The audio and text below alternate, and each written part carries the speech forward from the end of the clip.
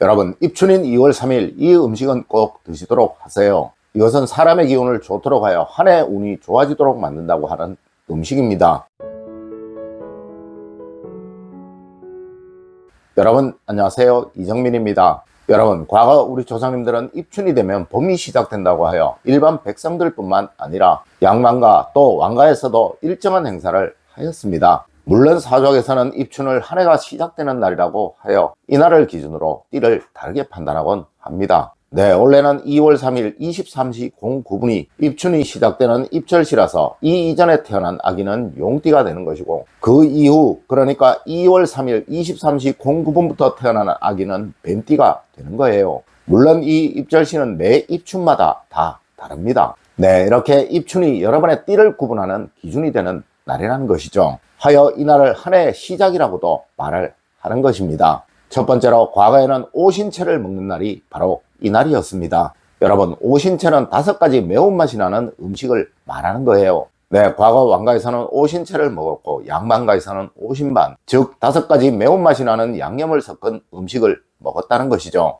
여러분, 이것은 운을 깨운다는 의미를 가지고 있는 것이며 또 몸 안에 양기를 채운다는 의미를 가지고 있는 것입니다. 네, 지금껏 나를 지배했던 강한 음기를 양기로 균형을 맞춰 그 한 해의 기운을 맞추는 것이라는 거죠. 그리고 이날 무조건 먹었던 것이 바로 채소입니다. 여러분, 혹시 이 음식이 무엇인지 아십니까? 맞습니다. 이런 조합으로 만들어진 현대 음식이 바로 비빔밥인 거예요. 원래 이 비빔밥에는 5가지 색상의 채소가 들어가고 또 고추장이나 간장으로 양념을 합니다. 네, 이 5가지 채소가 바로 목화토금수 오행을 나타내는 것이며 그곳에 양념이 오신, 즉 5가지의 매운맛을 말하는 거예요. 물론 과거에는 이것을 각각의 반찬으로 먹었으며 이것을 오신반이라고 하였지만 현대에는 이것이 비빔밥이라는 새로운 음식이 된 것입니다. 여러분, 원래는 꼭 입춘날 비빔밥 한 그릇 하세요. 이것은 여러분의 양기를 강하게 하고 기운의 순환을 고르게 하여 여러분의 한 해의 활력을 만드는 음식이며 또 여러분의 한 해의 운을 만들어준다고 하는 오신채와 오신반이 섞인 음식인 것입니다. 두 번째로, 절대 반찬 없는 밥을 먹으면 안 되는 날이 바로 이 날입니다.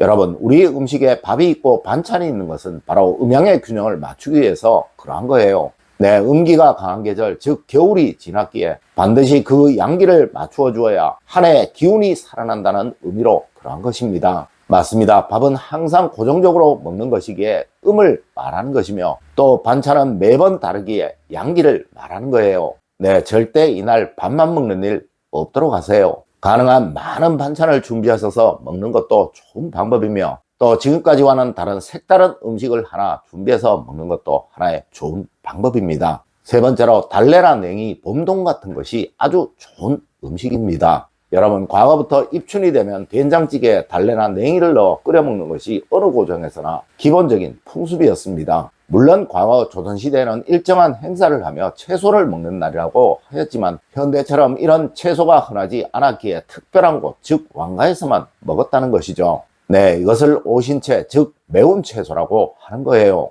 여러분, 원래는 꼭 입춘날 입맛이 도는 이런 매콤한 채소를 넣은 된장찌개를 한번 드셔보시는 것이 어떨까요? 맞습니다. 이것을 봄철 음식이라고 하며 또 입맛을 만드는 음식이라고 하죠.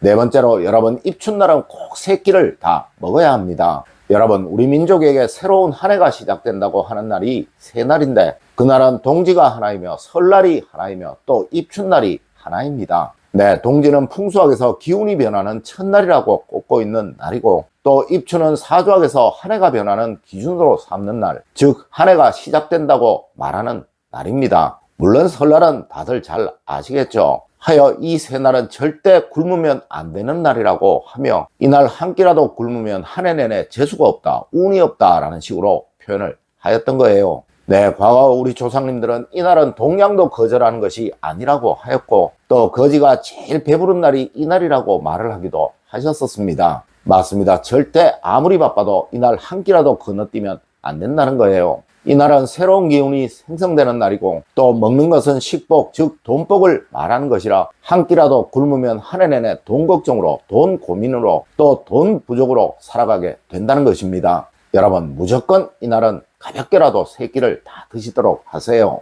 5번째로, 찬밥을 먹어서 안 되는 날이 바로 이날입니다.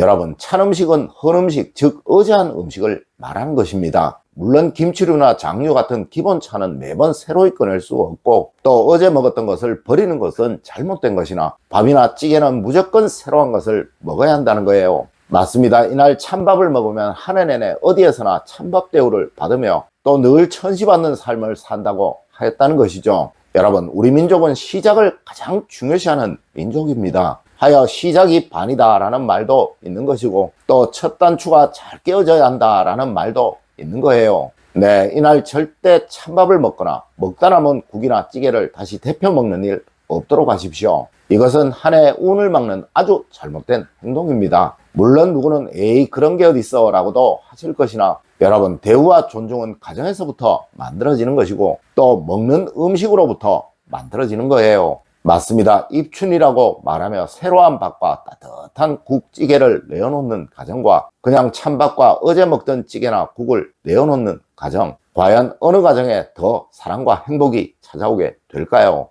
여섯 번째로, 여러분, 입춘날은 꼭 새 옷을 입고 하루를 보내세요. 여러분, 앞서에서도 말씀을 드렸지만 새로이 시작되는 날에는 무조건 새 옷을 입고 하루를 보내는 것이 우리의 법도입니다. 하여 설빔이라는 옷도 있는 것이겠죠. 네, 입춘날에는 무조건 새 옷으로 갈아입고 하루를 보내십시오. 절대 이날 함부로 쉽게 아무렇게나 옷을 입는 일 없도록 하세요. 네, 옷은 여러분의 명예운과 성취운을 만드는 것이라고 풍수에서는 말을 합니다. 맞습니다. 새로이 시작되는 한 해 새 옷을 입고 하루를 보내는 것은 아주 기본적인 원칙이라는 것이죠. 일곱 번째로, 여러분, 입춘날에는 절대 집에 못 박지 마세요. 여러분, 이 말씀은 제가 어제도 드렸던 말씀이에요. 네, 절대 입춘날 집에 못 박는 것 아닙니다. 이날 하루만큼은 집을 쉬게 해야 하는 거예요. 네, 이날은 경계하고 근신해야 하는 날이며 또 한 해의 운을 기원해야 하는 날이라는 것이죠. 물론 계획된 공사를 하는 것이야 어쩔 수 없겠지만 절대 이유 없이 벽에 못을 박는 일만은 없도록 하십시오. 여덟 번째로, 존중과 대우의 음식을 하나만 만드세요.